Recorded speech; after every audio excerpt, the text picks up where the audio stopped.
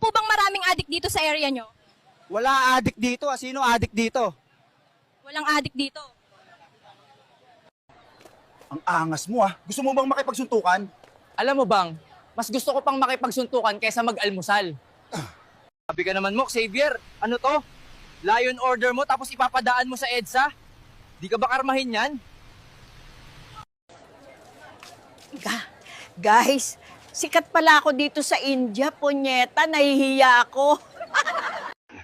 Dong, tanungin mo rin ako ng tumae ka na ba? Hindi puro kumain ka na ba? Ganun dapat. Kaya pala ang baho. Kaon ka na, lab. I miss you. Muah. No, mayroon po ba kayong kasabihan? Mas mabuti pang maplat ang gulong kaysa maplat ang ilong.